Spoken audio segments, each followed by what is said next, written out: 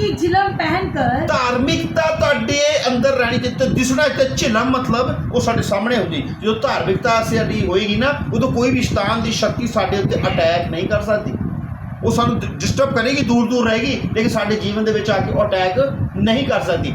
ਧਾਰਮਿਕਤਾ ਦੀ ਝਿਲਮ ਅੱਗੇ और पाँव में मेल के सुसमाचार की ਮੇਲ ਕੇ ਸੁਸਮਾਚਾਰ ਕੇ ਜੂਤੇ, ਪੈਰਾਂ ਦੇ ਵਿੱਚ ਤੀਜਾ ਹਥਿਆਰ ਤੁਹਾਡਾ ਮੇਲ ਮਿਲਾਪ ਹੋਣਾ ਚਾਹੀਦਾ। ਕਾਹਦੇ ਵਾਸਤੇ? ਸੁਸਮਾਚਾਰ, ਇੱਕ ਦੂਜੇ ਨੂੰ ਸੁਣਾਉਣਾ, ਪਰਮੇਸ਼ਰ ਦੇ ਵਚਨਾਂ ਦੇ ਨਾਲ ਇੱਕ ਦੂਜੇ ਨੂੰ ਵੰਡਣੇ ਵਚਨ, ਉਹਨਾਂ ਤੋਂ ਸੁਣਨੇ ਵੀ ਹੈ ਤਾਂ ਆਪਣੇ ਆਪ ਨੂੰ ਸੁਣਾਉਣੇ ਵੀ ਹੈ ਨਾ। ਓਕੇ। और चौथा हथियार और इन सबके साथ विश्वास की ढाल लेकर विश्वास की ढाल। ਤੁਹਾਡਾ ਵਿਸ਼ਵਾਸ ਹੋਣਾ ਚਾਹੀਦਾ। ਜੇਕਰ ਮੈਂ ਇਹ ਪਹਾੜ ਨੂੰ ਕਹੂੰਗਾ ਇੱਥੋਂ ਉੱਠ ਕੇ ਸਮੁੰਦਰ ਵਿੱਚ ਡਿੱਗ ਜਾ ਤੇ ਉਹ ਇਦਾਂ ਹੋ ਜਾਏਗਾ। ਐਡਾ ਵੱਡਾ ਤੁਹਾਡਾ ਵਿਸ਼ਵਾਸ ਹੋਣਾ ਚਾਹੀਦਾ, ਯਾਨੀ ਵਿਸ਼ਵਾਸ ਦੇ ਪੱਕੇ ਹੋਣਾ ਚਾਹੀਦਾ। ਅੱਗੇ स्थिर रहो, हाँ। जिससे तुम उस दुष्ट के सब जलते हुए तीरों को बुझा सको। ਹਾਂਜੀ, ਢਾਲ, ਵਿਸ਼ਵਾਸ ਦੀ ਢਾਲ।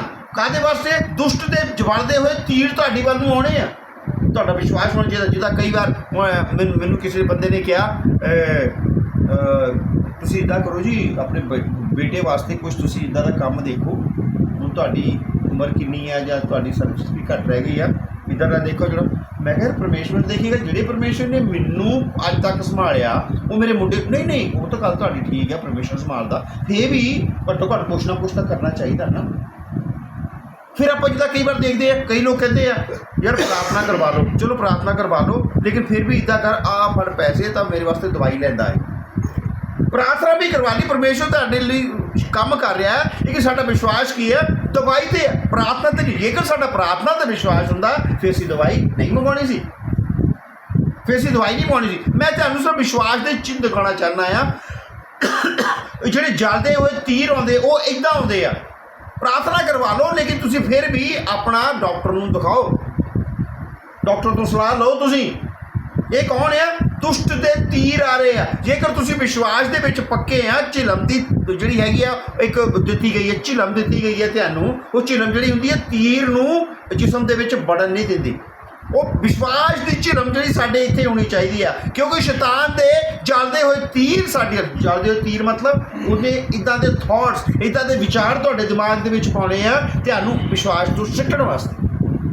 ਵਿਸ਼ਵਾਸ ਤੋਂ ਸਿੱਟਣ ਵਾਸਤੇ ਸਾਡਾ ਵਿਸ਼ਵਾਸ ਪਰਮਾ ਹਥਿਆਰ ਕਿਹੜਾ ਸੀਗਾ? ਸਾਡਾ ਵਿਸ਼ਵਾਸ ਜਿਹੜਾ ਉਹ ਕੀ ਹੋਣਾ ਚਾਹੀਦਾ? ਮਜ਼ਬੂਤ ਹੋਣਾ ਚਾਹੀਦਾ। ਸਾਡਾ ਵਿਸ਼ਵਾਸ ਜਿਹੜਾ ਹੈ ਉਹ ਦ੍ਰਿੜ ਹੋਣਾ ਚਾਹੀਦਾ। ਅੱਗੇ और उधार काटो, ਉਧਾਰ ਕੱਟੋ। ਤੁਹਾਡੇ ਦਿਮਾਗ ਦੇ ਵਿੱਚ ਥਾਟਸ ਜਿਹੜੇ ਆ ਸ਼ੈਤਾਨ ਨੇ ਬਹੁਤ ਸਾਰੇ ਪਾਉਣੇ, ਲੇਕਿਨ ਤੁਹਾਡੇ ਇੱਥੇ ਸਿਰਫ ਧਾਰਮਿਕਤਾ ਹੀ ਵਾਸ ਕਰਨੀ ਚਾਹੀਦੀ, ਆਤਮਿਕਤਾ ਹੀ ਵਾਸ ਕਰਨੀ ਚਾਹੀਦੀ। ਜੋ ਵੀ ਤੁਹਾਡੇ ਦਿਮਾਗ ਦੇ ਵਿੱਚ ਸੋਚ ਆਵੇ ਉਹ ਕਿਹੜੀ ਹੋਣੀ ਚਾਹੀਦੀ? ਵਚਨ ਦੇ ਰਾਹੀਂ। Hallelujah, hallelujah. ਓਕੇ। ਸਤਵਾਂ ਕਿਹੜਾ ਆ? और आत्मा की तलवार, ਆਤਮਾ ਕੀ ਤਲਵਾਰ। ਆਤਮਾ की ਤਲਵਾਰ ਕਿਹੜੀ ਆ? ਇਹ ਵਚਨ। Hallelujah, hallelujah. ਇਹ ਹਥਿਆਰ ਹੈ ਨਾ, ਇਹ ਹਥਿਆਰ ਆ ਸਾਡੇ ਜਿਨ੍ਹਾਂ ਨਾਲ ਅਸੀਂ ਸ਼ੈਤਾਨ ਦੇ ਨਾਲ ਕੀ ਕਰਨਾ ਜੀ? ਯੁੱਧ ਕਰਨਾ। ਇਹ ਸਾਰੀਆਂ ਗੱਲਾਂ ਵਾਸਤੇ ਉਹਨੇ ਅਵਾਬ ਨੂੰ ਕਿਹਾ ਸੀਗਾ ਕੀ ਕਿਹਾ ਸੀ? ਪਹਿਲਾ ਰਾਜਾ 20:22 ਜਲਦੀ। तब उस नबी ने इजराइल के राजा के पास जाकर कहा, हाँ। जाकर लड़ाई के लिए अपने को दृढ़ कर। हाँ, समझ आ गई ਹੁਣ? ਰਾਜਾ ਅਵਾਬ ਨੂੰ ਕੀ ਕਿਹਾ? लड़ाई वास्ते अपने आप ਨੂੰ ਜਾ ਕੇ ਕੀ ਕਰ? दृढ़ कर। जाके अपने आप को लड़ाई के लिए दृढ़ कर। ये कौन कह रहा है? परमेश्वर का नबी। परमेश्वर ने उस नबी से बात करी और उसने उसको बोला कि राजा अवाब से जा, इस्राएल के राजा को जाके बोल कि लड़ाई के लिए अपने आप को दृढ़ करे। वो कौन सी लड़ाई थी?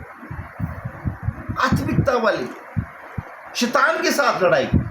ये जो राजे उसके सामने आए थे उनके लिए नहीं बोला था, लेकिन ਇੱਥੇ ਕੀ ਦੇਖਿਆ ਆਪਾਂ? ਉਹਨੇ ਆਪਣੇ ਆਪ ਨੂੰ ਕੋਈ ਦ੍ਰਿੜ ਨਹੀਂ ਕੀਤਾ, ਬਿਲਕੁਲ ਨਹੀਂ ਕੀਤਾ, ਹੈ ਨਾ। ਆਪਾਂ ਇੱਥੇ ਦੇਖਿਆ 34 ਦੇ ਵਿੱਚ ਆ ਜਾਓ। तब बेन-हदद ने उससे कहा, हाँ। जो नगर मेरे पिता ने तेरे पिता से ले लिए थे। ਪਹਿਲੀ ਉਹਨੇ ਗਲਤੀ ਕੀਤੀ। ਉਹਨੇ ਉਹਨੂੰ ਕੀ ਕਿਹਾ? ਉਹ ਜਿਹੜੇ ਦੁਸ਼ਟ ਰਾਜਾ ਸੀ ਉਹਨਾਂ ਨੂੰ ਆਪਣਾ ਭਰਾ ਕਿਹਾ, ਇਹ ਮੇਰਾ ਭਾਈ ਹੈ। ਠੀਕ ਹੈ, ਪਰਮੇਸ਼ਰ ਨੇ ਦੁਸ਼ਟ ਨੂੰ ਨਾਸ਼ ਕਰਨ ਵਾਸਤੇ ਕਿਹਾ ਸੀਗਾ। ਦੂਜੀ ਗੱਲ उनने की किया? जो मेरे पिता ने मेरे पिता से लिया उनको मैं फेर दूंगा। जो तेरे पिता से मेरे पिता ने लिया तो उसे मैं। वो राजा की कर रहा? अवाब को लालच दे रहा। इसी तरीके ना शैतान साडी जिंदगी में भी आके सानू की करता जी? लालच देता। ਇੱਥੇ ਆਮ ਰਾਜੇ ਵਾਲੀ ਗੱਲ ਤੇ ਰਾਜਾ ਅਵਾਬ ਦੀ ਉਹ ਆਤਮੀ ਯੁੱਧ ਵਾਲੀ ਗੱਲਬਾਤ ਆ ਜਿਹੜੀ ਸਾਨੂੰ ਪਰਮੇਸ਼ਰ ਦਾ ਵਚਨ ਸਮਝਾਉਣਾ ਚਾਹੁੰਦਾ। ਇੱਥੇ ਦੁਸ਼ਟ ਕੀ ਕਰ ਰਿਹਾ ਆ, ਉਹਨੂੰ ਲਾਲਚ ਦੇ ਰਿਹਾ। ਕੀ ਕਹਿੰਦਾ, ਜੋ ਤੇਰੇ ਪਿਤਾ ਤੋਂ ਮੇਰੇ ਪਿਤਾ ਨੇ ਲੈ ਲਿਆ ਸੀਗਾ ਉਹ ਮੈਂ ਤੈਨੂੰ ਫੇਰ ਦਊਂਗਾ। ਅੱਗੇ उनको मैं फेर दूंगा। हाँ। और जैसे मेरे पिता ने शोमरोन में हाँ। अपने लिए सड़कें बनवाई, अपने लिए सड़कें बनवाई, वैसे ही तू दमिश्क में सड़कें बनवाना। अहाब ने कहा, हाँ जी, मैं इसी वाचा पर तुझे छोड़ देता हूँ। मैं इसी वाचा पर तुझे छोड़ देता हूँ। जैसे कि परमेश्वर ਦਾ ਵਚਨ ਕਹਿੰਦਾ ਉਹਨਾਂ ਨੂੰ ਦੁਸ਼ਟ ਨੂੰ ਛੱਡਣਾ ਨਹੀਂ, ਸ਼ੈਤਾਨ ਨੂੰ ਬਖਸ਼ਣਾ ਨਹੀਂ, ਛੱਡਣਾ ਨਹੀਂ। ਇੱਥੇ ਕੀਤਾ ਉਹਨੇ ਛੱਡ ਦਿੱਤਾ। ਮੈਂ ਤੁਹਾਨੂੰ ਦੱਸਣਾ ਚਾਹੁੰਦਾ ਪਰਮੇਸ਼ਰ ਦਾ ਵਚਨ ਦੇ ਬਾਰੇ ਕਹਿੰਦਾ ਆ, ਟਾਈਮ ਜ਼ਿਆਦਾ ਹੋ ਰਿਹਾ, ਮੈਂ ਸ਼ਾਰਟ ਦੇ ਵਿੱਚ ਹੋਰ ਲੈ ਕੇ ਜਾਊਂਗਾ। ਮੈਂ परमेश्वर ਆਪਾਂ ਜਿਹੜਾ ਪੜਿਆ ਆ ਕਹਿੰਦਾ मैंने अपने प्रिय के लिए दाग की बारी लगाई। अब आप एक प्रिय थी हैगा सीगा परमेश्वर ਦਾ ਕਿਉਂਕਿ ਇਸਰਾਇਲ ਦਾ ਰਾਜਾ ਸੀ। ਉਹਨੂੰ ਸਮਝਣ ਬੁੱਝਣ ਵਾਸਤੇ ਸਾਰੀਆਂ ਗੱਲਾਂ ਦੱਸੀਆਂ। ਉਹ ਦੁਸ਼ਟ ਹੋਣ ਦੇ ਬਾਵਜੂਦ ਪਰਮੇਸ਼ਰ ਨਹੀਂ ਚਾਹੁੰਦਾ ਸੀ ਕਿ ਉਹ ਨਾਸ਼ ਹੋਵੇ। ਉਹਨੂੰ ਇੱਕ ਮੌਕਾ ਦਿੱਤਾ, ਅਰਾਮੀਆਂ ਤੋਂ ਜਿੱਤ ਹਾਸਲ ਕਰਵਾਈ, ਦੂਜੀ ਵਾਰ ਵੀ ਕਰਵਾਈ। ਉਹਨੂੰ ਕਿਹਾ ਸੀਗਾ ਲੜਾਈ ਵਾਸਤੇ ਆਪਣੇ ਆਪ ਨੂੰ ਦ੍ਰਿੜ ਕਰ ਲਾ। ਉਹਨੇ ਇਹ ਗੱਲ ਨੂੰ ਸਮਝਿਆ ਨਹੀਂ, ਇਹ ਗੱਲ ਨੂੰ ਨਹੀਂ ਸਮਝਿਆ ਉਹਨੇ। ਅੰਤ ਦੇ ਵਿੱਚ ਕੀ ਹੋਇਆ ਆਪਾਂ ਇਹਨੂੰ ਜ਼ਿਆਦਾ ਪੜਾਂਗੇ ਨਹੀਂ, ਮੈਂ ਤੁਹਾਨੂੰ ਉਸੇ ਤਰੀਕੇ ਨਾਲ ਦੱਸਦਾ ਹਾਂ। ਇਹਨੇ ਫਿਰ ਕੀ ਕੀਤਾ, ਯੋਸ਼ਾਪਾਤ ਰਾਜਾ ਸੀਗਾ, ਉਹਦੇ ਨਾਲ ਇਹਦਾ ਸਮਝਿਆਨਾ ਹੋਇਆ, ਰਿਸ਼ਤੇਦਾਰੀ ਹੋ ਗਈ। ਰਾਜਾ ਯੋਸ਼ਾਪਾਤ ਦੇ ਨਾਲ ਮਿਲ ਕੇ ਫਿਰ ਉਹ ਕਿਸੇ ਹੋਰ ਦੇ ਉੱਤੇ ਚੜ੍ਹਾਈ ਕਰਨ ਚਲਾ ਗਿਆ। ਪਰਮੇਸ਼ਰ ਦੇ ਨਬੀ ਦੇ ਕੋਲੋਂ ਜਿਹੜੇ ਇੱਕ ਇਹ ਪੜ੍ਹ ਲੈਂਦੇ ਆਪਾਂ। ਹਾਂਜੀ, ਇੱਕ ਤੋਂ ਬਾਈ ਦੀ ਇੱਕ ਤੋਂ ਥੱਲੇ। 3 वर्ष तक अरामी हाँ। और इजरायली बिना युद्ध के रहे। हाँ जी। 3रे वर्ष में यहूदा का राजा यहोशापात इजराइल के राजा के पास गया। तब इजराइल के राजा ने अपने कर्मचारियों से कहा, हाँ। क्या तुमको मालूम है हाँ। कि गिलाद का रामोत हमारा है? हाँ। फिर हम क्यों चुपचाप रहते और उसे राम के राजा के हाथ से क्यों नहीं छीन लेते हैं? हाँ। और उसने यहोशापात से पूछा। जोशापात एक धर्मी बंदा सीगा।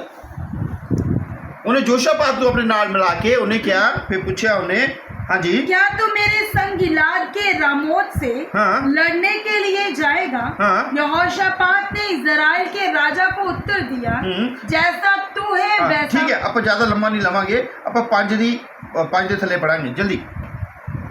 फिर यहोशापात ने इजराइल के राजा से कहा, हाँ। आज यहोवा की इच्छा मालूम कर ले। आज यहोवा की इच्छा मालूम कर ले। वो धर्मी सीगा। जोशापात कौन सीगा? धर्मी राजा सीगा। ਉਹ ਕਹਿੰਦਾ ਸੀਗਾ ਇਹ ਇਸਰਾਇਲ ਦਾ ਸੀਗਾ। ਅਵਾਬ ਕਹਿੰਦਾ ਸੀਗਾ ਇਸਰਾਇਲ ਦਾ ਰਾਜਾ ਸੀਗਾ। ਜੋਸ਼ਾਪਾਤ ਜਿਹੜਾ ਸੀਗਾ ਉਹ ਕਿੱਥੇ ਦਾ ਸੀਗਾ? ਉਹ ਯਹੂਦਾ ਦਾ ਰਾਜਾ ਸੀਗਾ। ਦੋਨਾਂ ਦੇ ਵਿੱਚ ਆਪਸ ਦੇ ਵਿੱਚ ਰਿਸ਼ਤੇਦਾਰੀ ਹੋਈ, ਇੱਕ ਸਮਝਿਆਨਾ ਹੋ ਗਿਆ। ਉਹਨੇ ਉਹਨੂੰ ਉਕਸਾ ਲਿਆ। ਉਹਨੂੰ ਕਿਹਾ ਜੋਸ਼ਾਪਾਤ ਨੂੰ ਵੀ ਮੇਰੇ ਨਾਲ ਤੂੰ ਲੜਾਈ ਦੇ ਵਿੱਚ ਖੜਾ ਆ।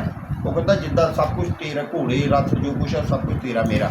ਲੇਕਿਨ ਉਹ ਧਰਮੀ ਸੀਗਾ। ਉਹਨੇ ਕਿਹਾ ਆਪਾਂ ਯਹੋਵਾ ਦੇ ਕੋਲੋਂ, ਪਰਮੇਸ਼ਰ ਦੇ ਕੋਲੋਂ ਪੁੱਛ ਲਈਏ, ਆਪਾਂ ਉਹਦੀ ਕੀ ਮਰਜ਼ੀ ਹੈ। ਅੱਗੇ हाँ, 6।